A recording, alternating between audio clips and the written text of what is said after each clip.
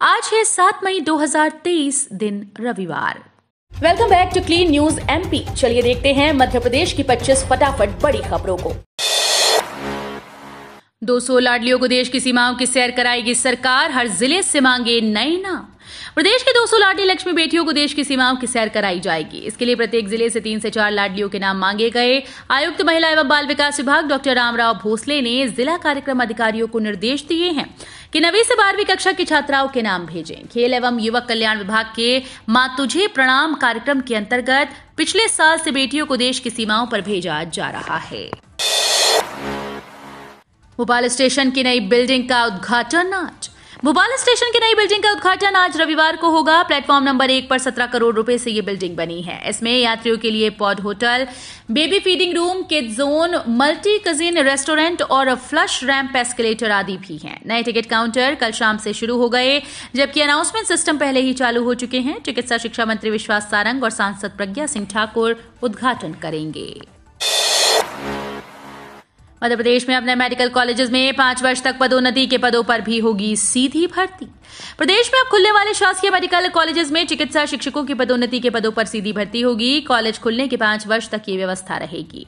इसमें सह प्राध्यापक और प्राध्यापक के पद शामिल हैं। नियम बनाने की वजह यह है कि इन पदों को पदोन्नति से भरना मुश्किल होगा। दरअसल प्रदेश के मौजूदा सभी 13 सरकारी कॉलेज स्वशासी हैं। पदोन्नति के बाद भी यहाँ के चिकित्सा शिक्षकों को नए कॉलेजेस में नहीं भेजा जा सकता। प्रदेश के सभी अधिवक्ता अपने वेरिफिकेशन कराएं, अन्यथा नहीं मिलेंगे लाभ। प्रदेश के वकीलों की सर्वोच्च संस्था एमपी स्टेट बार काउंसिल ने राज्य के सभी वकीलों को आदेश जारी कर निर्देशित किया कि वे अपना वेरिफिकेशन आवश्यक रूप से करा लें। ऐसा न किए जाने की सूरत में वे अधिवक्ता कल्याण संबंधी सभी तरह के लाभों से वंचित हो जाएंगे। स्टेट बार के vice chairman R K. Singh Saini, प्रशासनिक समिति के अध्यक्ष व मानद सचिव राधेलाल गुप्ता ने बताया कि उक्त व्यवस्था सुप्रीम कोर्ट व बार काउंसिल ऑफ इंडिया के दिशा निर्देश के अनुरूप दी गई है। हाईकोर्ट ने परीक्षा एजेंसी द्वारा जारी विज्ञापन के अनुरूप नियुक्ति देने के दिए निर्देश। हाईकोर्ट ने याचिका का इस निर्देश के साथ पटाक्षेप कर दिया कि याचिकाकर्ता को परीक्षा एजेंसी द्वारा जारी विज्ञापन के अनुरूप निर्धारित अवधि से नियुक्ति प्रदान की जाए। हालांकि जिस अवधि में उसने कार्य नहीं किया उसका वेतन प्राप्त करने का हकदार नहीं होगा। न्यायमूर्ति संजय द्विवेदी की एकल पीठ के समक्ष मामले की सुनवाई हुई। इस दौरान याचिकाकर्ता नैनपुर मंडला निवासी गणेश सिंह ठाकुर की ओर से पक्ष रखा गया। सौर ऊर्जा से कम हो रहा बिजली बिल का भार, रोजगार के भी खुले मार्ग। सौर ऊर्जा यानी सोलर एनर्जी वक्त की जरूरत बन गई है। जिस तरह बिजली महंगी हो रही है, बिजली के वैकल्पिक स्रोत सोलर एनर्जी के प्रति लोगों का रुझान तेजी से बढ़ रहा है।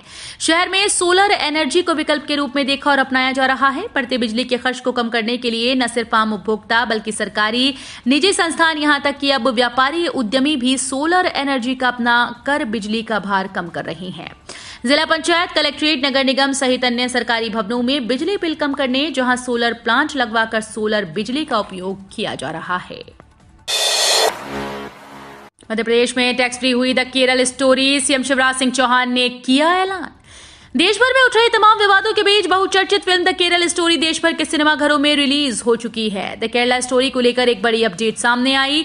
फिल्म को मध्य प्रदेश में टैक्स फ्री करने के लिए बीजेपी के प्रदेश मंत्री राहुल कोठारी ने पत्र लिखकर सीएम शिवराज सिंह चौहान से मांग की, जिसके बाद कल मध्य प्रदेश के सीएम शिवराज सिंह चौहान ने द केरला स्टोरी को एमपी में टैक्स फ्री कर दिया। फिल्म द केरल स्टोरी में केरल की उन लड़कियों की कहानी दिखाई गई जिन्हें जबरन इस्लाम धर्म अपनाने को मजबूर किया गया और बाद में सीरिया भेजा गया। जो 20-20 साल से जमे हैं उन्हें बदलना चाहिए।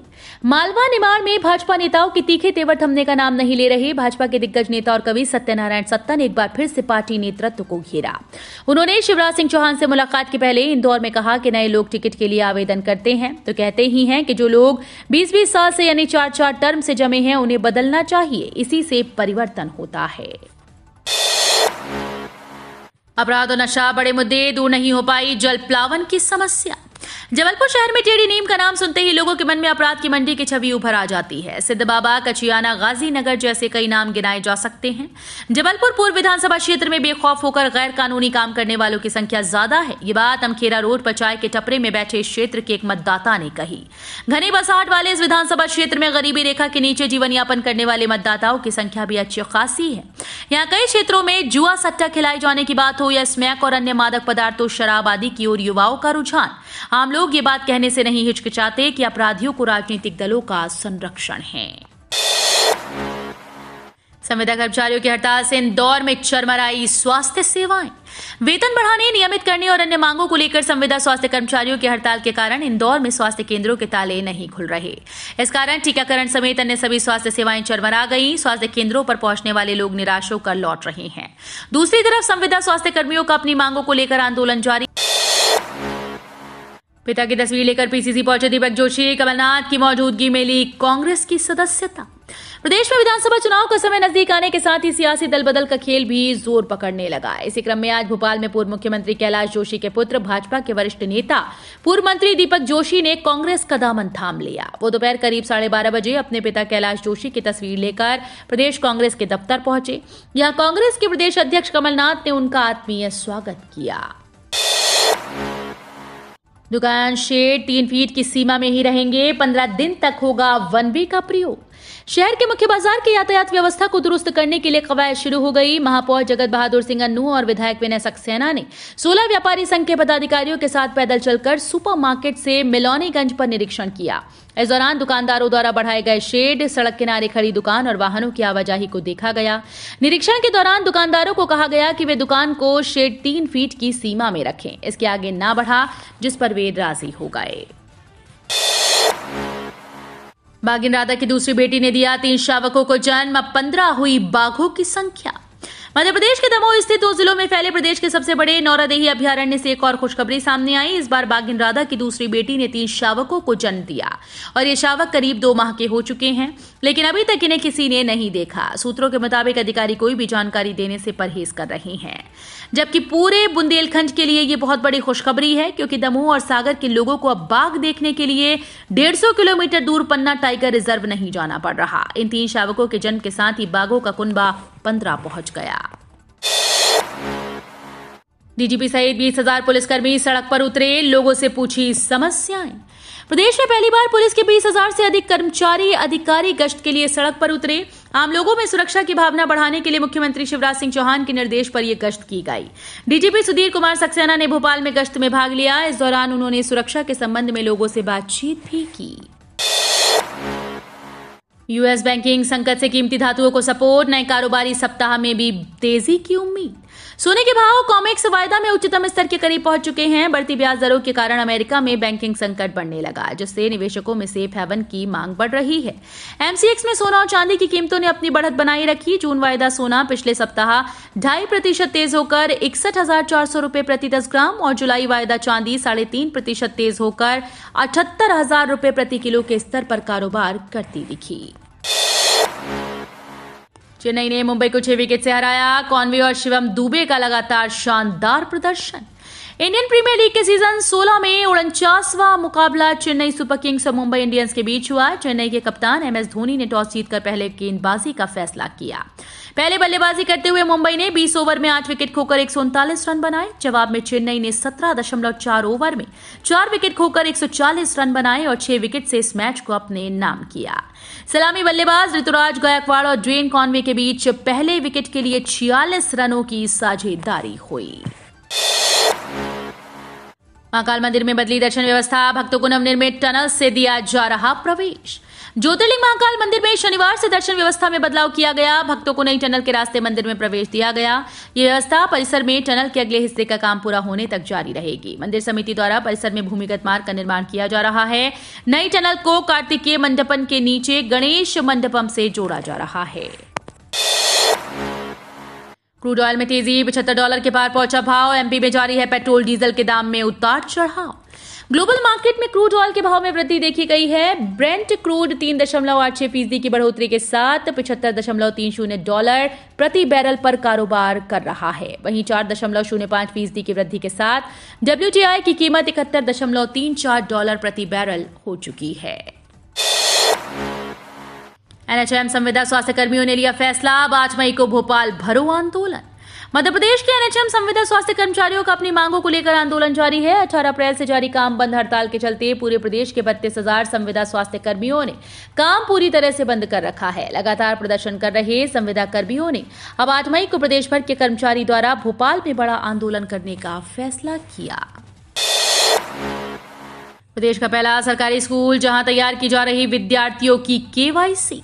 जिस तरह से बैंक अपने ग्राहकों की केवाईसी करते हैं, उनकी पूरी जानकारी प्राप्त करते हैं, उसी तरह से टीटी नगर स्थित मॉडल हायर सेकेंडरी स्कूल में सभी विद्यार्थियों की केवाईसी तैयार की जा रही है। ये प्रदेश का पहला सरकारी स्कूल है जहां पर विद्यार्थियों की केवाईसी तैयार की जा रही है। इसमें प्रत्येक कक्षा के सभी विद्यार्थियों के माता पिता से लेकर पूरी पारिवारिक, आर्थिक, सामाजिक पृष्ठभूमि प्राप्त की जाती है। स्कूल ने करीब 2000 विद्यार्थियों की पर्सनल प्रोफाइल तैयार की है। खंडवा जिले में बारिश से 700 हेक्टेयर में प्याज की फसल बर्बाद। लगातार वर्षा ने रबी के सीजन में किसानों द्वारा लगाई गई प्याज की फसल को पूरी तरह से नष्ट कर दिया। किसान अपने खेतों में नष्ट हुई प्याज को समेटने को मजबूर हो रहे हैं। जिले में अब तक 700 हेक्टेयर क्षेत्र में प्याज की फसल को नुकसान होना पाया गया। खंडवा में राजस्व और उद्यानिकी विभाग की टीम खेतों में सर्वे कर रही है। किसान द्वारा कड़ी मेहनत से उगाई गई प्याज की फसल पर मौसम की मार पड़ी है। पोर्टल पर दर्ज करें मोबाइल चोरी की रिपोर्ट, तुरंत होगा ब्लॉक। चोरी या गुम मोबाइल ढूंढना आसान हो गया है। चोर आपका फोन तो ले जा सकता है लेकिन उपयोग नहीं कर पाएगा। केंद्र सरकार ने central equipment identity register portal की शुरुआत की। इस पोर्टल पर रिपोर्ट करते ही फोन ब्लॉक हो जाएगा। किसी ने उस फोन को चलाने की कोशिश भी की तो तुरंत पुलिस तक अलर्ट पहुंच जाएगा। दूरसंचार विभाग ने गुरुवार को राज्य साइबर सेल को इस बारे में प्रशिक्षण दिया। एसपी जितेंद्र सिंह के अनुसार CIR पोर्टल पर रिपोर्ट करना बहुत आसान है। पोर्टल में सबसे अच्छी सुविधा फोन को ब्लॉक करवाना है। हेल्पलाइन नंबर 14422 पर SMS करते ही गुम चोरी फोन ब्लॉक हो जाएगा। स्नातक प्रथम वर्ष की परीक्षा 10 मई से 75,000 विद्यार्थी होंगे शामिल। स्नातक प्रथम वर्ष की परीक्षा देवी अहिल्या विश्वविद्यालय ने 10 मई से रखी, लेकिन परीक्षा केंद्र हटाने और विद्यार्थियों की संख्या कम करने को लेकर सप्ताह भर के कॉलेज रोजाना विश्वविद्यालय को पत्र लिख रही हैं। आभा ID बनाने में इंदौर आगे। 8 माह में 13.9 लाख लोगों का डेटा तैयार।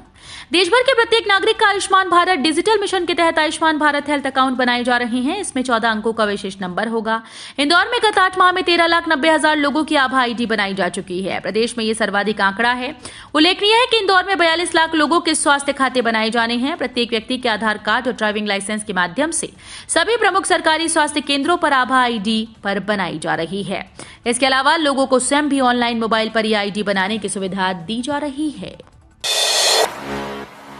विदेश से MBBS का लौटे छात्रों के लिए खुशखबरी। FMGE पास के लिए बढ़ेंगी इंटर्नशिप की सीट्स। विदेशों से MBBS की पढ़ाई करके आए छात्रों को राहत मिल सकती है। राष्ट्रीय चिकित्सा आयोग अब विदेशी स्नातक चिकित्सा परीक्षा पास कर चुके छात्रों के लिए इंटर्नशिप की सीट बढ़ाने जा रहा है। ये जानकारी चिकित्सा आयोग के अधिकारियों ने इस मुद्दे पर उनसे मिलने पहुंचे डॉक्टर्स के एक प्रतिनिधि मंडल को दी। Federation of resident doctor association के प्रतिनिधियों ने NMC के अधिकारियों के साथ बैठक कर लंबी चर्चा की। इसमें अधिकारियों ने फोर्डा के प्रतिनिधियों को आश्वासन दिया कि वे इंटर्नशिप को लेकर पुराने नियम बहाल करेंगे। इसी सप्ताह अधिसूचना भी जारी की जा सकती है। तो ये थी आज की 25 फटाफट बड़ी खबरें। अगर आपको न्यूज पसंद आई हो तो वीडियो को लाइक और शेयर जरूर करें। धन्यवाद।